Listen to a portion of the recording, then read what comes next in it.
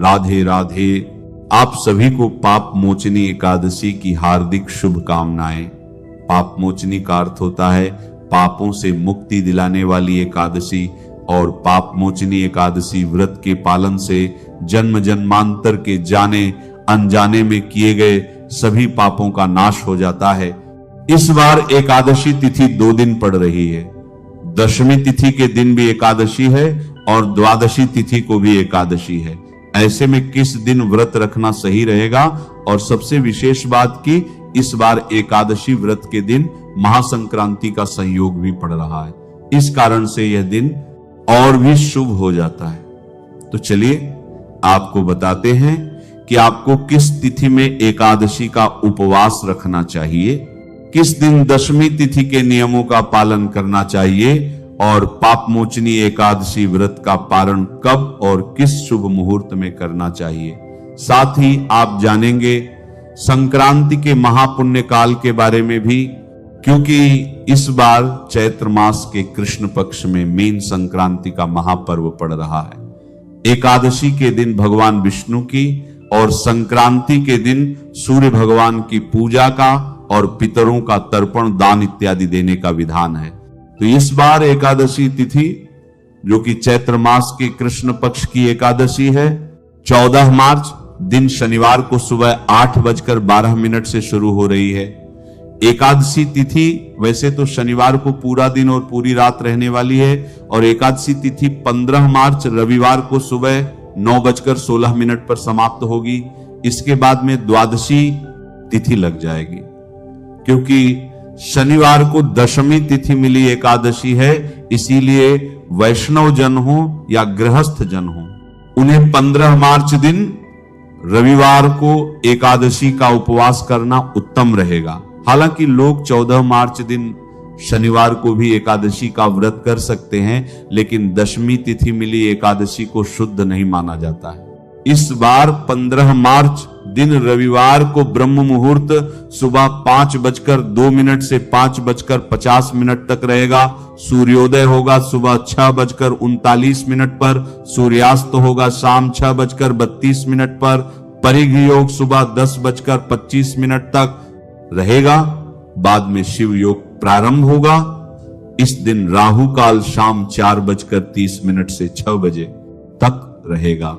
एकादशी की प्रातःकाल पूजा का मुहूर्त सुबह 5:19 से 6:31 तक रहेगा, और शाम की पूजा शाम 6:27 से लेकर 7:41 के बीच में कर सकते हैं, क्योंकि इस दिन रविवार पड़ रहा है, एकादशी है। इसलिए एकादशी के नियमों का पालन करते हुए रविवार के दिन तुलसी जी में जल अर्पित न करें, लेकिन सुबह और शाम तुलसी जी में धूप दीप अवश्य जलाएं, क्योंकि 15 मार्च दिन रविवार को ही मीन संक्रांति का महापर्व भी है। तो इस दिन पुण्यकाल और महापुण्यकाल का विशेष महत्व रहता है।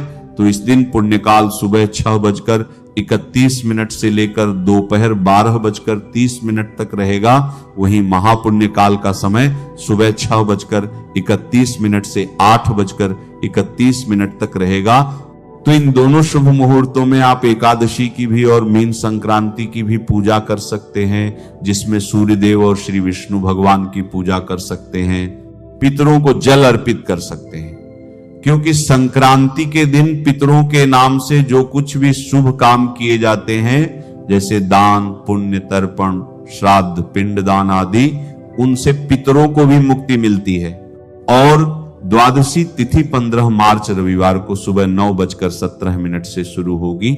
इसी के साथ हरिवासर का समय भी शुरू हो जाएगा। 16 मार्च सोमवार को सुबह 9:41 तक द्वादशी तिथि का समापन होगा। अगर जो लोग जानकारी के अभाव में या फिर एकादशी लग रही है, इस कारण से शनिवार को एकादशी का उपवास रख रहे हैं, उनके लिए जानकारी दे दें कि रविवार को सुबह से लेकर दोपहर के बाद तक हरिवासर का समय रहेगा, जिस दौरान एकादशी का व्रत नहीं खोला जाता है। 16 मार्च सोमवार को ब्रह्म मुहूर्त सुबह 5:01 से 5:49 तक रहेगा। इस दिन सूर्योदय होगा सुबह 6:38 पर, सूर्यास्त होगा शाम 6:32 पर और शिव योग सुबह 9:36 तक रहेगा। बाद में सिद्धि योग प्रारंभ हो जाएगा। तो सोमवार के दिन सर्वार्थ सिद्धि योग भी बन रहा है, जो कि शुभ कार्यों को करने के लिए, किसी खास काम को करने के लिए बहुत ही शुभ रहेगा। राहु काल सुबह 7:30 से 9 बजे तक रहेगा। हरिवासर का समय 15 मार्च दिन रविवार को यानी मीन संक्रांति के दिन, जिस दिन एकादशी का उपवास भी रहेगा, शाम 4 बजे तक समाप्त होगा। तो इस दौरान केवल पूजा पाठ, मंत्र जाप, भजन कीर्तन कर सकते हैं। हरिवासर के दौरान व्रत नहीं खोला जाता।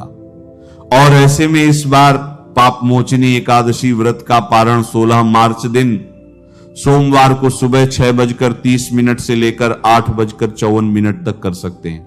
ध्यान रखिएगा, द्वादशी तिथि बीतने से पहले आपको एकादशी का व्रत खोल लेना है। व्रत खोलने से पहले भगवान को सात्विक चीजों का भोग लगाएं। इसी एकादशी से जुड़ी हुई एक सुंदर पौराणिक कथा का श्रवण करेंगे, जिसे हमने अपने वैदिक शास्त्रों से लिया हुआ है। तो चलिए आज की कथा का आरंभ करते हैं। एक समय माता पार्वती और भगवान शिव कैलाश पर बैठे हुए थे। उस समय देवी पार्वती ने भगवान शिव से जिज्ञासा प्रकट करते हुए कहा, हे महेश्वर, प्रत्येक मास में कौन कौन से महोत्सव आते हैं, किसका पालन करना चाहिए और उनके लिए उत्तम विधि विधान क्या है, किस महीने के देवता कौन से हैं, किनकी पूजा करनी चाहिए और उस पूजन की महिमा कैसी है तथा वह किस तिथि को करना उचित है, कृपया इन सभी विषय में मुझे विस्तार से बताएं। माता पार्वती की बात सुनकर भगवान शिव ने कहा, हे देवी, मैं तुम्हें प्रत्येक मास के समस्त उत्सवों की विधि बताऊंगा, लेकिन सबसे पहले मैं तुम्हें चैत्र मास के विषय में बताता हूं। ध्यानपूर्वक सुनो। शुक्ल पक्ष में विशेषकर एकादशी तिथि के दिन चैत्र मास में भगवान को झूले पर बिठाकर उनकी पूजा करनी चाहिए। इसे दोलारोहण का उत्सव कहा जाता है। इस उत्सव को बड़े भक्ति भाव के साथ विधि पूर्वक मनाना चाहिए। हे पार्वती, जो लोग कलयुग के पाप और दोष का अपहरण करने वाले भगवान श्री कृष्ण को झूले पर विराजमान देखते हैं, उस रूप में उनकी झांकी करते हैं, वे सहस्त्र अपराधों से मुक्त हो जाते हैं। करोड़ों जन्मों में किए गए उनके पाप नष्ट हो जाते हैं। यह समस्त पाप तभी तक मनुष्य के अंदर रहते हैं जब तक वह विश्व के स्वामी भगवान जगन्नाथ को झूले पर बिठाकर उन्हें अपने हाथ से नहीं झुलाता। जो भी मनुष्य कलयुग में झूले पर बैठे हुए जनार्दन का दर्शन करता है, वह गो हत्यारा हो तो भी मुक्त हो जाता है। दोलोत्सव से प्रसन्न होकर सभी देवता भगवान शिव को साथ लेकर झूले पर बैठे हुए भगवान श्री विष्णु की झांकी करने के लिए स्वयं आते हैं और आंगन में खड़े होकर हर्ष में आकर वे स्वयं भी नाचते गाते और बाजे बजाते हैं। वासुकी आदि नाग और इंद्रदेव भी इनके दर्शन के लिए आते हैं। भगवान विष्णु को झूले पर विराजमान देखकर तीनों लोकों में उत्सव होता है और सभी लोग सैकड़ों कार्य छोड़कर दौलोत्सवम झूलन का उत्सव करते हैं। जो लोग झूले पर बैठे हुए भगवान श्री कृष्ण के सामने रात्रि में जागरण करते हैं, उन्हें एक निमेष में ही हर प्रकार के पुण्य की प्राप्ति हो जाती है। हे सुरेश्वरी, झूले पर विराजमान दक्षिणाभिमुख भगवान गोविंद का एक बार भी दर्शन करके मनुष्य ब्रह्म हत्या के पाप से भी छूट जाता है।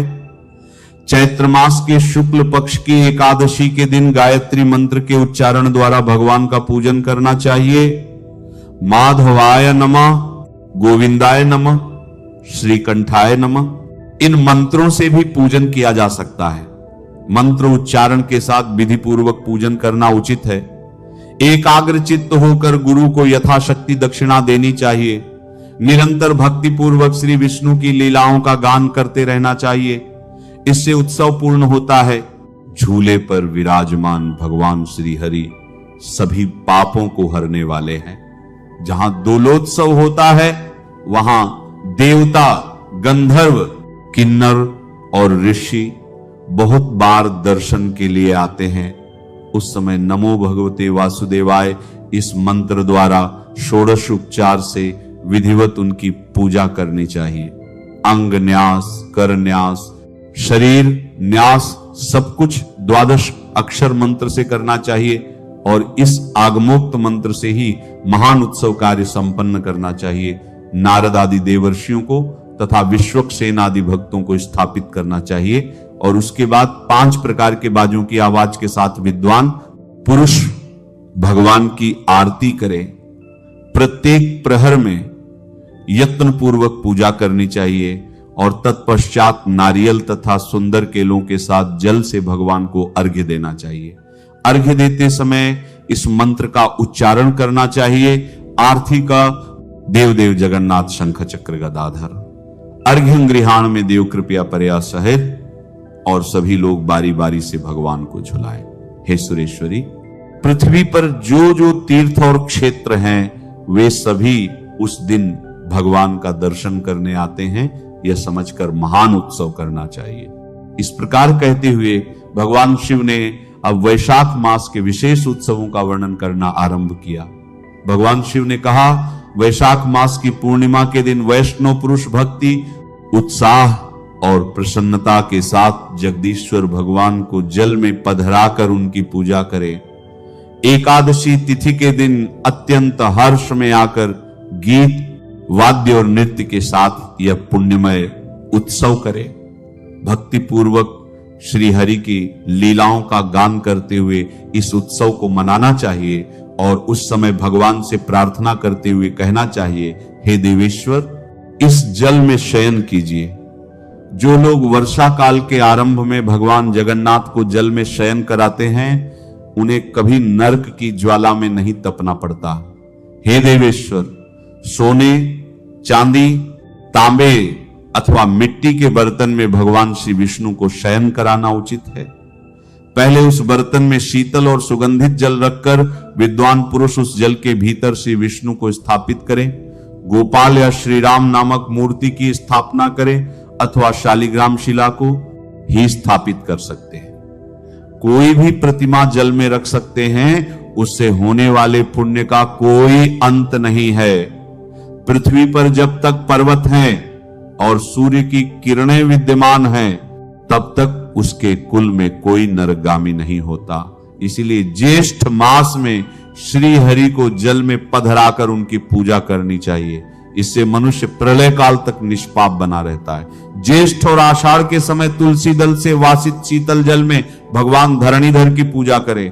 जो लोग ज्येष्ठ और आषाढ़ मास में अनेक प्रकार के पुष्पों से जल में स्थित श्री केशव की पूजा करते हैं, वे यमयातना से छूट जाते हैं। भगवान विष्णु जल के प्रेमी हैं, उन्हें जल अत्यंत प्रिय है, इसलिए वे जल में शयन करते हैं और इसलिए गर्मी के समय में विशेष रूप से जल में स्थापित करके ही श्री हरि का पूजन करना चाहिए। इस कथा को आगे बढ़ाते हुए भगवान शिव देवी पार्वती से कहते हैं, हे पार्वती, सूर्य के मिथुन और कर्क राशि पर स्थित होने के समय जिसने भक्ति पूर्वक जल में श्री हरि की पूजा की है और विशेषतः द्वादशी तिथि के दिन जिसने जलशाही विष्णु का अर्चन किया है, उसने मानो कोटिशः यज्ञों का अनुष्ठान कर लिया है।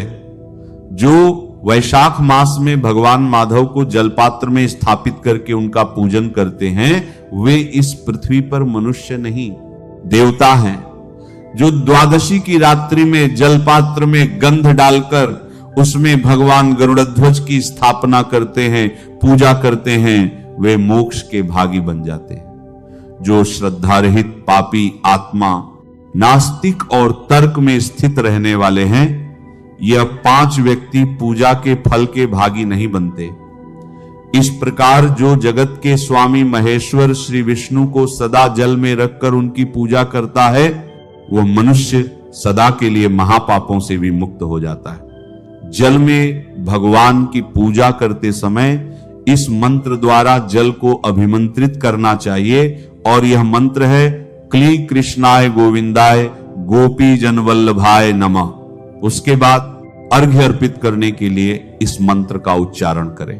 देवदेव महाभाग श्रीवत्सकृत लांछन। महादेव नमस्ते सस्तु नमस्ते विश्वभावन। अर्घ्यं गृहाण भूदेव मुक्तिम में देहि सर्वदा।